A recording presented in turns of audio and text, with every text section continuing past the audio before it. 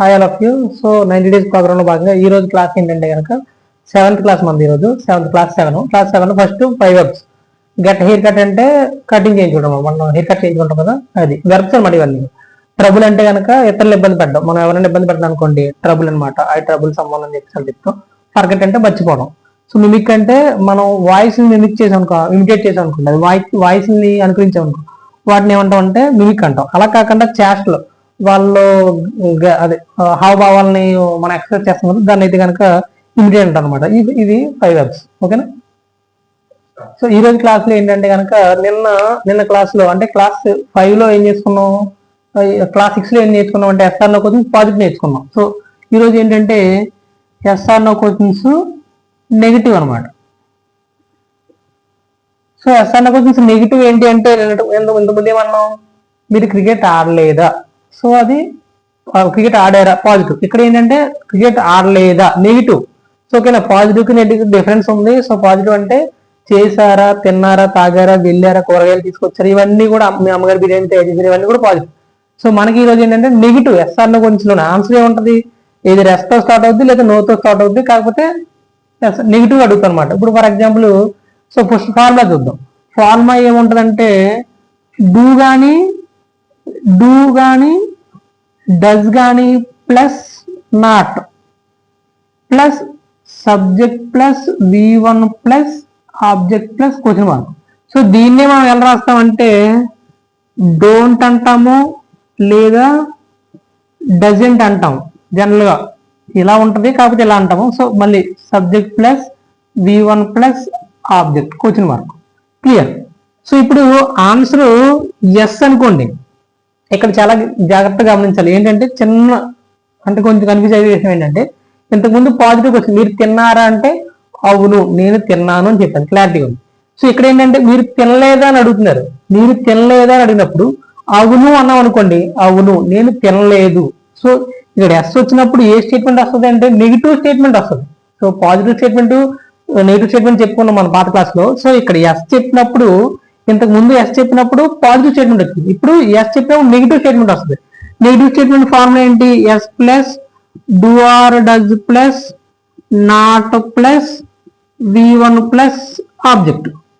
So ఒకవేళ no అనుకోండి, మీరు భోజనం చేయలేదా, ఎస్ చేయలేదు, నో లేదు నేను చేశాను, అప్పుడు ఏమవుతుంది పాజిటివ్ స్టేట్మెంట్ అవుతుంది. Subject plus V1 plus SRES plus object. ఓకేనా. సో ఇక్కడ క్వశ్చన్ కాబట్టి క్వశ్చన్ మార్క్ ఉంది, ఇవన్నీ కూడా ఆన్సర్స్. సో ఇప్పుడు ఏంటి, ఒక ఎగ్జాంపుల్ చూస్తే మీకు ఈజీగా అర్థం అవుతుంది. సో ఎగ్జాంపుల్ ఏంటి అంటే కనుక జస్ట్ ఎగ్జాంపుల్ చూద్దాం. ఇప్పుడు మీ అమ్మగారు బిర్యానీ ప్రిపేర్ చేయలేదా, మీ అమ్మగారు బిర్యానీ ప్రిపేర్ చేయలేదా. ఫస్ట్ ఏంటి, మీ అమ్మగారు అనేది ఫస్ట్ ఏమడుగుతున్నాం, అవతలకి క్వశ్చన్ అడుగుతాం, మీ అమ్మగారు బిర్యానీ ప్రిపేర్ చేయలేదని అడుగుతున్నారు. సో మీ అమ్మగారు అనేది ఏంటి, సబ్జెక్ట్ అవుతుంది. సబ్జెక్ట్ అంటే your mother, okay clear. Subject clear వచ్చింది. సో సబ్జెక్ట్ ఏంటి అంటే యువర్ మదర్. సో ఇప్పుడు సబ్జెక్ట్ యువర్ మదర్ అంటే ఎవరు, యువర్ మదర్ అంటే షీతో సమానం. షీ అంటే ఏ పర్సన్, థర్డ్ పర్సన్ సింగులర్.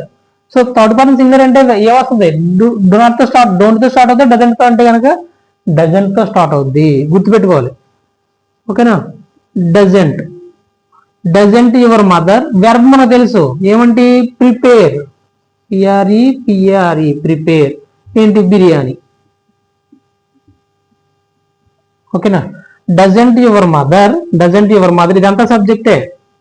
ఇది ఫస్ట్ ఏంటి ఒరిజినల్ మనకి వాడుతున్నాం కదా, ఏంటివి ఏంటంటే కనుక హెల్పింగ్ వర్బ్స్ లో ఏంటి సింపుల్ ప్రెజెంట్ టెన్స్ లోనే మాత్రమే డూ నాట్ కానీ డజ్ నాట్ కానీ ఉంటాయి. ఓకేనా. సో ఈ ఇందులో అడుగుతున్నామంటే దాని అర్థం ఏంటి, ఈ మొత్తం టెన్స్ అంటే సింపుల్ ప్రెజెంట్ సంబంధించింది. Doesn't your mother prepare biryani question mark. So అంటే అర్థం ఏంటి ఈ స్టేట్మెంట్ కి, మీ అమ్మగారు బిర్యానీ ప్రిపేర్ చేయలేదా. సో అప్పుడు మీరు చెప్తున్నారు ఆన్సర్, నేను అడిగిన క్వశ్చన్ మీరు ఆన్సర్ చెప్తున్నారు అవును, ఎస్ అవును. ఏంటి, మై మదర్ ప్రిపేర్ చేయలేదు. అప్పుడు ఏమంటారు my mother. So my mother అంటే థర్డ్ పర్సన్ సింగులర్ కాబట్టి డొనాటా డజ్ నాట్ అంటే థర్డ్ పర్సన్ సింగులర్ కాబట్టి does not prepare so biryani.